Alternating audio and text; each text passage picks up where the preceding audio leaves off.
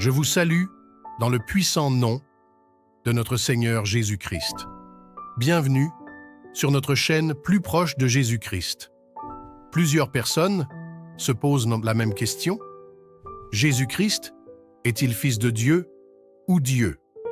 Et la confusion se présente beaucoup plus lorsqu'il se présente lui-même comme étant le Fils de l'homme.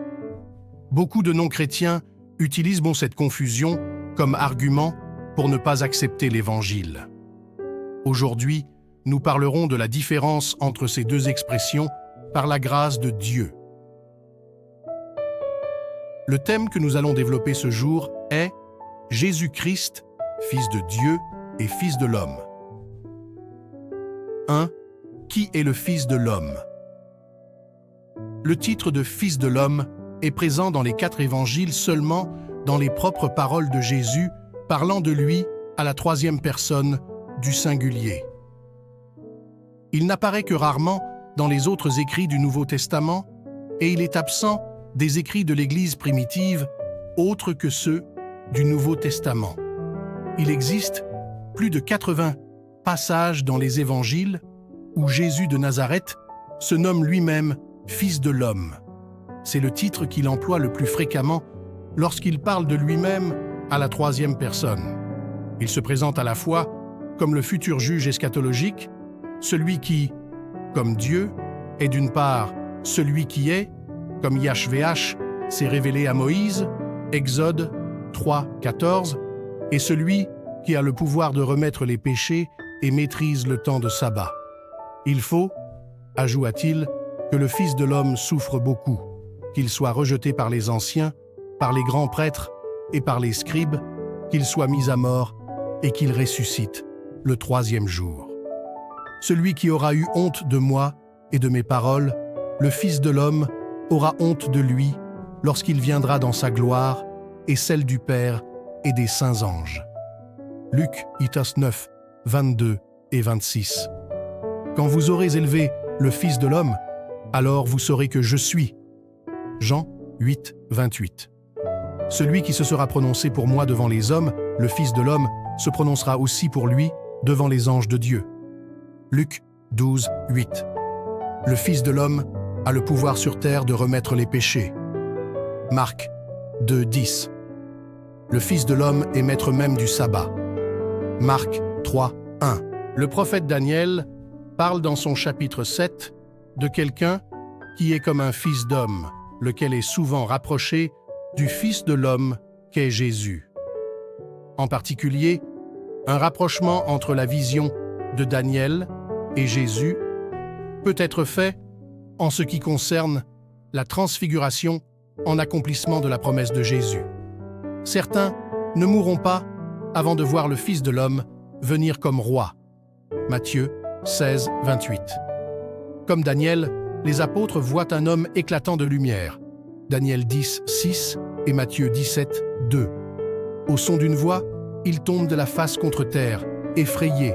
Daniel 10, 9 et Matthieu 17, 6. Puis touchés par une main et réconfortés, ils se relèvent. Daniel 10, 9 et Matthieu 17, 7. Selon le premier verset du 3e chapitre du livre de Malachie, la venue eschatologique de Dieu doit être manifestée par celle d'un ultime messager. La tradition juive attendait le retour d'Élie. La tradition chrétienne confie ce rôle de messager à Jean-Baptiste. Matthieu 3, 3.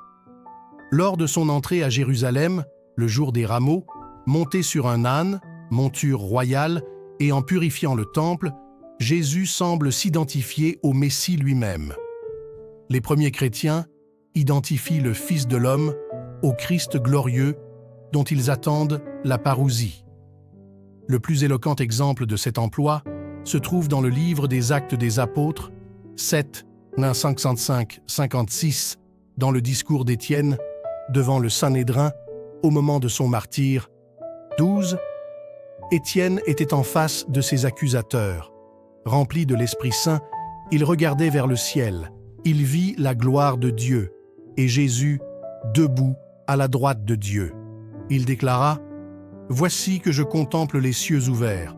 Le Fils de l'homme est debout à la droite de Dieu. » Cette christologie primitive est par conséquent attribuée aux hellénistes.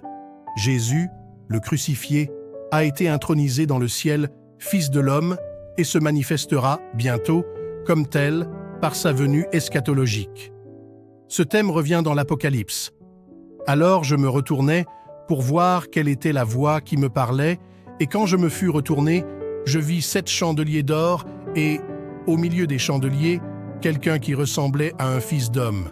Il était vêtu d'une longue robe, portait à la hauteur des seins une ceinture d'or. Sa tête et ses cheveux étaient blancs, comme de la laine blanche, comme de la neige, et ses yeux étaient comme une flamme de feu. Ses pieds étaient semblables à de l'airain qu'on aurait embrasé dans une fournaise, et sa voix était comme la voix des grandes eaux. Il tenait dans sa main droite 7 étoiles. De sa bouche sortait un glaive aigu à 2 tranchants, et son visage était comme le soleil lorsqu'il brille dans sa force. Quand je le vis, je tombai à ses pieds comme mort, et il posa sur moi sa main droite en disant « Ne crains point, je suis le premier et le dernier et le vivant. J'ai été mort, et voici que je suis vivant. Au siècle des siècles, je tiens les clés de la mort et de l'enfer. » 2. Qui est le Fils de Dieu? Selon Jean 1:1. Au commencement, la parole existait déjà. La parole était avec Dieu, et la parole était Dieu. 8:58, Jésus leur dit « En vérité, je vous le dis, avant qu'Abraham fût, je suis », nous comprenons tout simplement que le Fils de Dieu existait bien avant que le besoin du salut de l'humanité ne naisse. Évidemment, il faut aussi comprendre que lorsque nous nous adressons à Dieu ou quand nous parlons de Dieu, dans sa Trinité non négligeable, il est une question de Dieu, le 3 en U1. Ce que malheureusement plusieurs ne se soucient pas de reconnaître parce qu'ils veulent comprendre Dieu selon leur intelligence humaine à eux, ne voulant pas reconnaître que Dieu n'est pas ce que l'homme pense qu'il est, mais que Dieu est celui qu'il dit qu'il est. Permettez-moi d'ouvrir ici une petite parenthèse au sujet de la Trinité divine. Considérons ces 2 passages bibliques. Puis Dieu dit « Faisons l'homme à notre image, selon notre ressemblance. » Genèse 1:26. Dieu n'est point un homme pour mentir, ni fils d'un homme pour se repentir. Ce qu'il a dit, ne le fera-t-il pas? Ce qu'il a déclaré, ne l'exécutera-t-il pas? Nombre 23:19. Gloire à Dieu. De ces 2 passages, l'un explique que Dieu, l'unique, s'adresse à lui-même pour créer la race humaine, mais ici, il s'adresse à un « nous » et « notre » quand il dit « Faisons l'homme ». Genèse 1:26. Cela nous pousse à faire une petite réflexion et nous y reviendrons après. Le second passage nous affirme que Dieu ne ment pas et nous interroge de savoir si nous le croyons ou pas. Vérifions-le donc au travers de la création de l'homme. Un homme est en 3 dimensions, le corps, l'âme et l'esprit, mais il est en 1. Alors, Dieu a donc raison de s'adresser à lui-même comme étant au pluriel, mais en 1, si réellement il nous a créés à son image, selon sa ressemblance, nous devons donc être un pluriel en 1. C'est l'un des mystères de Dieu, car Dieu, il est aussi le Père, le Fils et le Saint-Esprit, mais agissant en un Dieu. Nous y reviendrons pour plus de détails grâce à Dieu. Vous savez quoi? Vous êtes une merveilleuse créature de Dieu. Confessez-le donc. Je suis une créature merveilleuse de Dieu. Permettez-moi ainsi de fermer la petite parenthèse au sujet de la Trinité divine. Le Fils de Dieu est celui par qui tout a été créé. La parole. Avez-vous remarqué que depuis que Jésus-Christ, le Fils de Dieu, est venu dans ce monde, il est plus mentionné l'ange de l'Éternel, quelque part dans la Bible? Nous en reparlerons bientôt par la grâce de Dieu. Chers lecteurs, avez-vous cru en Jésus-Christ pendant votre rencontre avec lui? Lui avez-vous confessé tous vos péchés? Vous êtes-vous réellement et véritablement repenti de vos péchés et avez abandonné votre ancienne vie? Lui avez-vous donné votre vie? Avez-vous reçu, par la foi, une nouvelle vie en lui? Êtes-vous une nouvelle créature en Jésus-Christ? En gros, êtes-vous né de nouveau? Si vous êtes né de nouveau, eh bien, sachez que vous êtes donc un vent dont on entend le bruit, on ne sait d'où il vient, ni où il va. Jean 3, 8. Une flamme de feu.